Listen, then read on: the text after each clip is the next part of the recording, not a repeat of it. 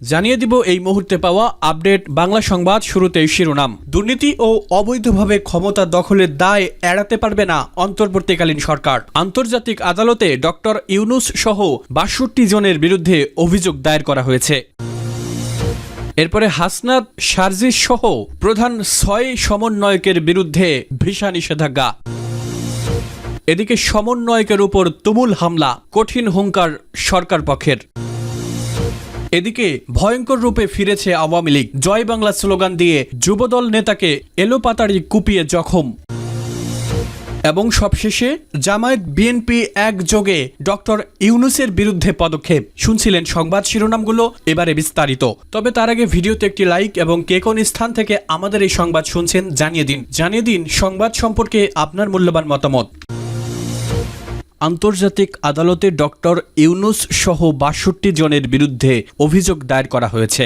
গত ৯ নভেম্বর বাংলাদেশ আওয়ামী লীগের official Facebook page থেকে একটি সংবাদ সম্মেলনের ভিডিও প্রচার করে দাবি করা হয়, অন্তর্বর্তীকালীন সরকারের প্রধান উপদেষ্টা ডক্টর মোহাম্মদ ইউনূস ও তার সহযোগীদের বিরুদ্ধে আন্তর্জাতিক আদালতে একটি মামলা দায়ের করা হয়েছে। ভিডিওটিতে ব্যারিস্টার নিজম মজুমদারকে বলতে শোনা যায়, এতে আসামির তালিকায় ডক্টর মোহাম্মদ ইউনূস সহ ৬২ জনের নাম রয়েছে।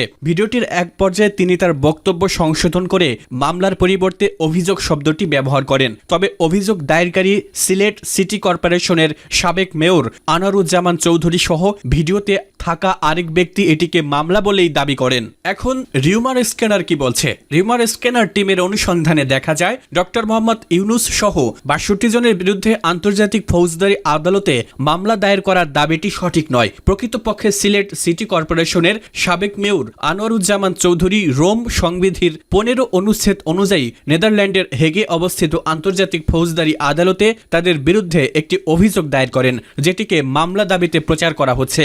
দাবিটির বিষয়ে অনুসন্ধানে কিওয়ার্ড সার্চের মাধ্যমে বাংলা ট্রিবিউনের ওয়েবসাইটে গত ৯ নভেম্বর ডক্টর ইউনূস সহ ৬২ জনের বিরুদ্ধে আন্তর্জাতিক আদালতে অভিযোগ শীর্ষক শিরোনামে প্রকাশিত একটি প্রতিবেদন খুঁজে পাওয়া যায়। ৬ ছাত্রনেতার বিরুদ্ধে ভারতের ভিসা নিষেধাজ্ঞা। ভারত বিরোধী কার্যকলাপে জড়িত থাকার অভিযোগে ৬ জন বাংলাদেশি ছাত্রনেতা ও তাদের ঘনিষ্ঠজনদের ভিসা নিষেধাজ্ঞার বিষয়ে কিছু অসত্য তথ্য প্রকাশিত হয়েছে বলে সন্দেহ করা হচ্ছে। ভারতীয় পররাষ্ট্র মন্ত্রণালয় তাদের কালো তালিকাভুক্ত করেছে বলে দাবি করা হয়েছে। তবে এই তথ্য কোনো বিশ্বস্ত সূত্র থেকে পাওয়া যায়নি। অভিযোগে বলা হয়েছে, ভারতের জাতীয় স্বার্থ বিরোধী কর্মকাণ্ডে যুক্ত থাকার অভিযোগ এনে ঢাকাস্থ ভারতীয় হাই কমিশনে একটি মৌখিক নির্দেশনা পাঠানো হয়েছে। তবে এই তথ্যের সত্যতা নিশ্চিত করা যায়নি এবং দ্য মিরর এশিয়া নামক মিডিয়া তা প্রচার করেছে। খবরে দাবি করা হয়েছে যে তালিকাভুক্ত ব্যক্তিদের মধ্যে গণ অধিকার পরিষদের একাংশের সভাপতি নুরুল হক নূর, গণতান্ত্রিক ছাত্র শক্তির আহ্বায়ক আক্তার হোসেন, সদ্য নিয়োগপ্রাপ্ত প্রধানমন্ত্রীর বিশেষ সহকারী মাহফুজ আলম, বৈষম্য বিরোধী ছাত্র আন্দোলনের সমন্বয়ক হাসনাত আবদুল্লাহ, শারজিস আলম এবং নুসরাত তাবাসসুম রয়েছেন। ডিপ্লোম্যাটিক নোটে এই ব্যক্তিদের ঘনিষ্ঠজনদেরকেও ভিসা নিষেধাজ্ঞা দেওয়া হয়েছে বলে উল্লেখ করা হয়েছে। তবে এই খবরের কোনো ভিত্তি এখনো পাওয়া যায়নি এবং এটি একটি অনির্ভরযোগ্য সূত্রের তথ্য বলে ধারণা করা হচ্ছে। ভিসা নিষেধাজ্ঞার খবরটি আপাতত যাচাইয়ের অপেক্ষায় রয়েছে এবং এর প্রকৃত সত্যতা স্পষ্ট নয়। সমন্বয়কদের উপর তুমুল হামলা, ভালোভাবে দেখছে না সরকার। বৈষম্য বিরোধী ছাত্র আন্দোলনের সমন্বয়কদের উপর হামলার বিষয়টি সরকার হালকাভাবে দেখছে না বলে জানিয়েছেন পরিবেশ বিষয়ক উপদেষ্টা সৈয়দা রেজাওয়ানা হাসান। বৃহস্পতিবার রাতে ফরেন সার্ভিস একাডেমির মিলন আয়তনে এক ব্রিফিংয়ে তিনি এসব কথা বলেন। উপদেষ্টা বলেন, সমন্বয়কদের উপর হামলার বিষয়টিকে হালকাভাবে দেখার কোনো সুযোগ নেই। সমন্বয়করা বিভিন্ন গুরুত্বপূর্ণ বিষয়ে জাতিকে যেভাবে ঐক্যবদ্ধ করার প্রয়াস চালাচ্ছেন, তাদের বিবেককে যেভাবে জাগ্রত করছেন, এটা নিশ্চয়ই অনেকের স্বার্থে লাগবে। তাদের নিরাপত্তা বিষয়টি ক্যাবিনেটে আলোচনা হয়েছে। তাদের যে নিরাপত্তার প্রয়োজন এটা আলোচিত হয়েছে, তবে এ ব্যাপারে বিস্তারিত কোনো সিদ্ধান্ত হয়নি। তিনি আরো বলেন, সারা দেশের কোর্টের নিরাপত্তা নিয়ে কথা হয়েছে। সবাইকে সংযত থাকতে হবে, ধৈর্য ধরতে হবে। হয়তো আপনার দাবি যৌক্তিক, কিন্তু আপনার দাবি আদায়ের পদ্ধতি যদি বেআইনি, ধ্বংসাত্মক হয়ে যায়, সেক্ষেত্রে ন্যায্য দাবিও পূরণ করতে পারবেন না। আজকে প্রধান বিচারপতিও উদ্বেগ জানিয়েছেন। আমরা সবাইকে বলবো, এই জাতীয় ধ্বংসাত্মক ও অবমাননামূলক কর্মকাণ্ড থেকে বিরত থাকুন। কারো বিরুদ্ধে কোনো অভিযোগ থাকলে অভিযোগ দায়ের করার প্ল্যাটফর্ম আছে, কিন্তু ধ্বংসাত্মক প্রক্রিয়া বেছে নিলে কারো কোনো লাভ হবে না। এ সময় অন্তর্বর্তীকালীন সরকারের উপদেষ্টা মাহফুজ আলম ও প্রধান উপদেষ্টার প্রেস সচিব মোহাম্মদ শফিকুল আলম উপস্থিত ছিলেন। জয় বাংলা স্লোগান দিয়ে যুবদল কর্মীকে কোপালো আওয়ামী লীগ নেতা। নাটোরের নলডাঙ্গায় জয় বাংলা স্লোগান দিয়ে এক যুবদল কর্মীকে বেধড়ক পিটিয়ে পরে কুপিয়ে জখম করার অভিযোগ উঠেছে আওয়ামী লীগ নেতা ও তার ভাইদের বিরুদ্ধে। জমিতে সেচ দিতে গিয়ে বড় ধানের চারা পানিতে ডুবে যাওয়ার তুচ্ছ ঘটনাকে কেন্দ্র করে এ ঘটনা ঘটেছে বলে জানা গেছে। বৃহস্পতিবার বিকেলে উপজেলার পূর্ব সোনা পাতিল গ্রামে এ ঘটনার প্রতিবাদে অভিযুক্ত আওয়ামী লীগ নেতা ও তার ভাইদের গ্রেফতারের দাবিতে বিক্ষোভ সমাবেশ করেছে স্থানীয় বিএনপি ও যুবদল। এর আগে বুধবার সন্ধ্যা 7:30টার দিকে উপজেলার পূর্ব সোনাপাতিল গ্রামের জামতলি খালের ব্রিজের কাছে এ সংঘর্ষের ঘটনা ঘটে। ভুক্তভোগী ও আহত ওই পৌর যুবদল কর্মীর নাম মামুন সর্দার। তিনি উপজেলার পূর্ব সোনাপাতিল গ্রামের মৃত আফসার আলীর ছেলে। অভিযুক্ত আওয়ামী লীগ নেতার নাম আব্দুল মজিদ ভুট্টু। তিনি উপজেলার পূর্ব সোনাপাতিল গ্রামের মৃত করিম সাকিদারের ছেলে। এছাড়াও তিনি নলডাঙ্গা পৌরসভার 5 নং ওয়ার্ড আওয়ামী লীগের সাবেক সাধারণ সম্পাদক। যুবদল কর্মী মামুনের ভাই আত্তাব বাবু, ফিরোজ রহমান রবিন, নলডাঙ্গা থানা পুলিশ ও এলাকাবাসীর সূত্রে জানা যায়, বুধবার বিকেলে নলডাঙ্গা পৌর আওয়ামী লীগের নেতা আব্দুল মজিদ ভুট্টুর জমিতে সেচ দেন। এই সেচের পানি যুবদল কর্মী মামুন সর্দারের চাচাতো ভাই বাবুর রোপণ করা বড় বীজতলায় যায়। এ পানি যাওয়াকে কেন্দ্র করে দুই পক্ষের কথা কাটাকাটি হয়। এক পর্যায়ে মামুন আওয়ামী লীগ নেতা আব্দুল মজিদ ভুট্টুর ভাই আজহারকে লাঠিপেটা করেন। এ খবর পেয়ে আওয়ামী লীগ নেতা আব্দুল মজিদ ভুট্টু ও তার ভাইয়েরা দেশীয় অস্ত্র, চাপাতি ও হাসুয়া দিয়ে মামুন সর্দারকে বেধড়ক পেটায় ও কুপিয়ে রক্তাক্ত করে জখম করে। পরে জয় বাংলা স্লোগান দিয়ে ঘটনাস্থল ত্যাগ করেন। খবর পেয়ে নলডাঙ্গা থানা পুলিশ ঘটনাস্থলে গিয়ে পরিস্থিতি শান্ত করেন। 4 মাসে সেনাবাহিনীর 123 সদস্য হতাহত।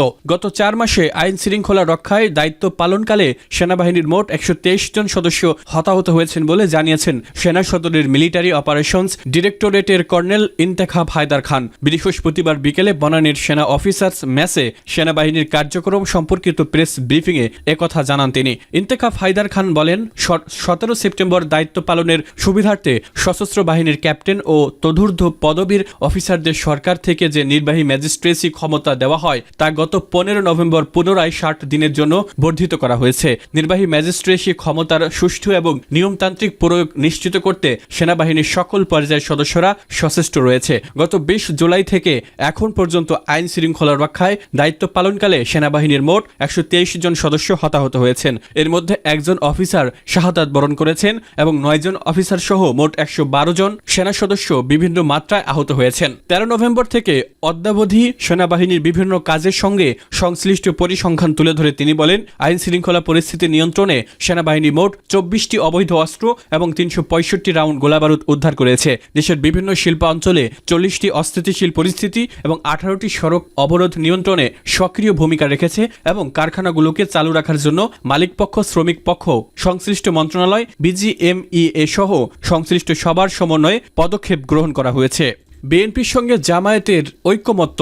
দেশ ও জাতির বৃহত্তর স্বার্থে জাতীয় ঐক্য সৃষ্টির ব্যাপারে বিএনপি যে দাবি জানিয়েছে তার সঙ্গে একমত পোষণ করেছে বাংলাদেশ জামায়াত ইসলামীও। বৃহস্পতিবার সন্ধ্যায় অন্তর্বর্তী সরকারের প্রধান উপদেষ্টা ডক্টর মোহাম্মদ ইউনূসের সঙ্গে বৈঠক শেষে সাংবাদিকদের এক প্রশ্ন জবাবে একথা বলেন দলটির আমির ডাক্তার শফিকুর রহমান। এর আগে জামায়াতে ইসলামীর আমিরের নেতৃত্বে দলটির 4 নেতা প্রধান উপদেষ্টার সঙ্গে তার বাসভবন যমুনায় বৈঠক করেন। ডাক্তার শফিকুর রহমান বলেন, প্রধান উপদেষ্টার সঙ্গে জাতীয় ইস্যুতে ঐক্যবদ্ধ থাকার বিষয়ে আলোচনা হয়েছে। সম্প্রতি যেসব বিষয়ে জনমানুষের মনে উদ্বেগ সৃষ্টি করেছে সেসব নিয়ে আলোচনা হয়েছে। কিভাবে ঐক্যবদ্ধ হয়ে সমস্যার সমাধান করা যায় সে বিষয়ে বিস্তর আলোচনা হয়েছে। দ্রব্যমূল্যের ঊর্ধ্বগতি সহ যেসব বিষয় মানুষকে ক্ষুব্ধ করেছে সেগুলোর সমাধানের বিষয়ে আলোচনা হয়েছে বলে জানান আমির। তিনি বলেন, যাতে মানুষের ক্রয় ক্ষমতার মধ্যে থাকে দ্রব্যমূল্য। এছাড়া সামনে রমজান, সে সময় যেন কেউ কৃত্রিম সংকট তৈরি করতে না পারে সে বিষয়ে আলোচনা হয়েছে। নির্বাচনের বিষয়ে সাংবাদিকদের প্রশ্নের জবাবে শফিকুর রহমান বলেন, ন্যূনতম সংস্কার দ্রুত করে নির্বাচন দেওয়া উচিত। আমরা 40-এর অধিক সংস্কারের প্রস্তাব দিয়েছি, তবে অন্তর্বর্তী সরকারকে 10টি বিষয়ে সংস্কারের প্রস্তাব দিয়েছি। ফলে ন্যূনতম সংস্কার শেষে নির্বাচন দিতে প্রস্তাব করা হয়েছে। ইসকন ইস্যুতে জামায়াতের আমির বলেন, শুধু ইসকন নয়, যারাই দেশ বিরোধী কার্যক্রমে জড়িত থাকবে তাদের আইনের আওতায় আনতে হবে।